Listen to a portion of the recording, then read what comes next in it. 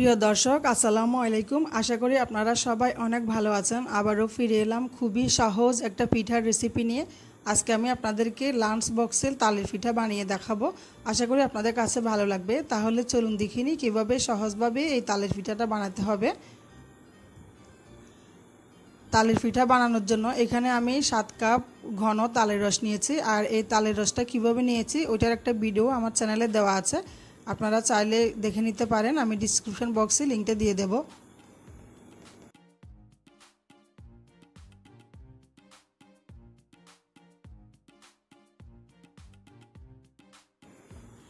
এখন রসের সাথে আমি দিয়ে দিচ্ছি 3 কাপ শুকনো আতপ চালের গুঁড়া। প্রথমে 3 কাপ দিব।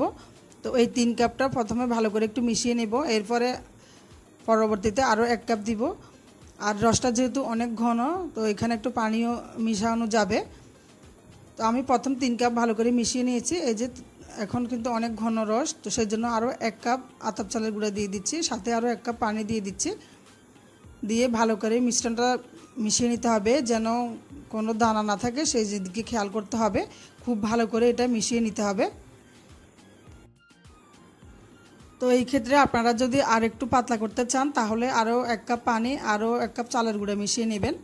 যদি তালের রসটা বেশি ঘন খেতে না চান সেক্ষেত্রে মিশাতে পারেন।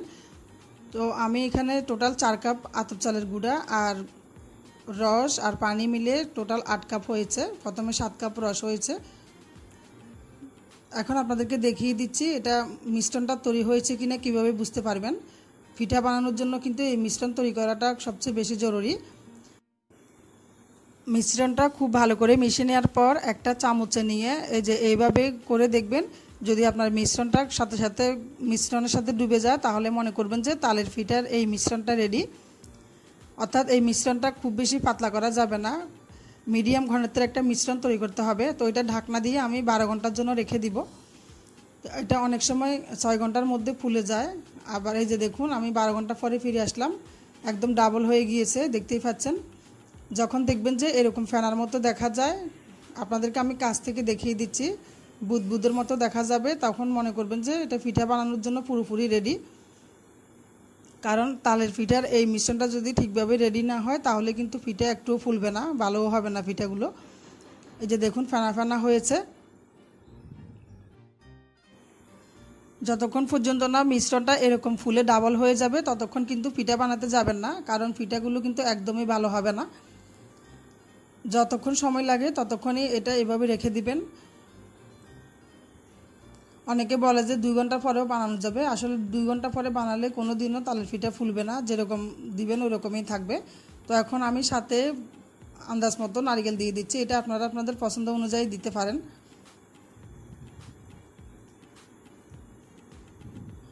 এরপরে এখন দিয়ে দিচ্ছি স্বাদ মতো চিনি। আমি এখানে 1 কাপ চিনি আরও 1/4 কাপ চিনি দিয়েছি।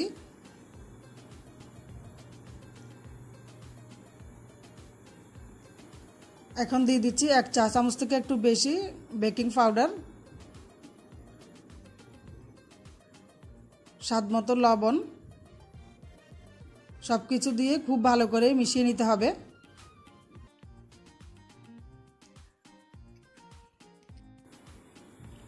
ডিম দেওয়ার পর খুব ভালো করে মিশিয়ে নিতে হবে। আমার মাকে দেখতাম যে সবসময় তালের পিঠার এই মিশ্রণের সাথে ডিম দিত, খুবই মজা হয়। ডিম দিয়ে বানালে পিঠাগুলো নরমও হয়, আর ডিমের কোনো গন্ধও কিন্তু এখানে পাওয়া যাবে না।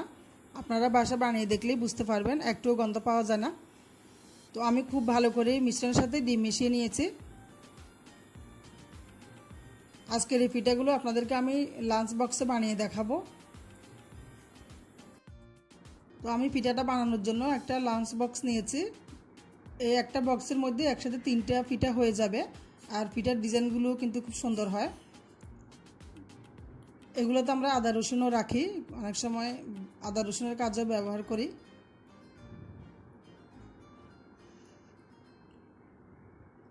তো আমি প্রথমে একটু তেল লাগিয়ে নিচ্ছি। এখানে আপনারা সয়াবিন তেল অথবা সরিষার তেল যে কোনো একটাই দিতে পারেন, আর তেলটা খুবই সামান্য দিবেন। তেলটা দিয়ে ভালো করে একটু ব্রাশ দিয়ে মুছিয়ে দিতে হবে।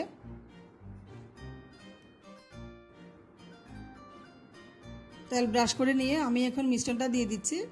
এখানে মিশ্রণ 3 ভাগের 2 ভাগ দিতে হবে, 1 ভাগ খালি রাখতে হবে। কারণ পিঠাটা ফুলে ডাবল হয়ে যাবে, তো সেজন্য কিছুটা খালি রাখতে হবে। আপনাদের বাসায় যদি এগুলো না থাকে তাহলে আপনারা অ্যালুমিনিয়াম অথবা স্টিলের কোনো বক্সে ব্যবহার করতে পারেন। তো আমি এখন এটা ঢাকনা দিয়ে দিচ্ছি, কারণ লাঞ্চ বক্সে ঢাকনা থাকে, তো ঢাকনাটা দিয়ে চুলায় আগে থেকে গরম পানি বসিয়ে দিয়েছি, আর গরম পানিতে একটা স্ট্যান্ড দিয়েছি। ওই স্ট্যান্ডের উপরে আমি এখন ফিটার বক্সটা বসিয়ে দিয়েছি। আর চুলার আঁচ একদম হাইতে রাখতে হবে। চুলার আঁচ হাইতে রেখে 30 মিনিটের জন্য ঢাকনা দিয়ে রেখে দিব। তো 30 মিনিট পরে আমি ফিরে আসলাম। এখন আমি পিঠাটা চেক করে দেখব হয়েছে কিনা।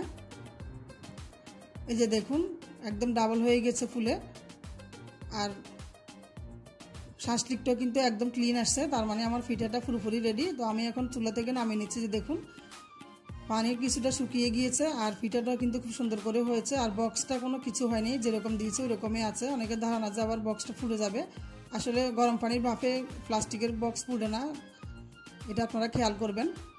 আর আমার এই বক্সটা হচ্ছে বেঙ্গলের অথবা RFL, এই দুইটা থেকে যে কোনো একটা নিতে পারেন। ভালো মানের প্লাস্টিকগুলো এখানে ব্যবহার করতে হবে। আর দেখুন পিঠাগুলো কতটা সফট হয়েছে। আর এই মিশ্রণ দিয়ে আমার এই রকমের 15টা পিঠা হয়েছে। আমি 15টা পিঠা বানিয়ে নিয়েছি। এখন আপনাদেরকে কেটে দেখাচ্ছি এটা কীরকম সফট হয়েছে এবং কতটা সুন্দর হয়েছে। এই যে দেখুন, ভিতরটা কিন্তু খুব সুন্দর করে হয়েছে। এইভাবে আমি সবগুলো পিঠা বানিয়ে নিয়েছি। আর এই পিঠা বানানো হচ্ছে আমার জীবনের প্রথম। আমি কোনোদিন তালের পিঠা বানাইনি, আজকে প্রথম বানিয়েছে। আমার মাকে জিজ্ঞেস করে এই পিঠাটা বানিয়েছি। তো জানি না আপনাদের কাছে কেমন লেগেছে। যদি আপনাদের কাছে ভালো লেগে থাকে তাহলে লাইক, কমেন্টস এবং ভিডিওটি শেয়ার করে দিবেন। আর আমার চ্যানেলটিকে সাবস্ক্রাইব করতে ভুলবেন না। তাহলে আজকের মতো এখানে বিদায় নিচ্ছি। Thanks for watching. আল্লাহ হাফেজ।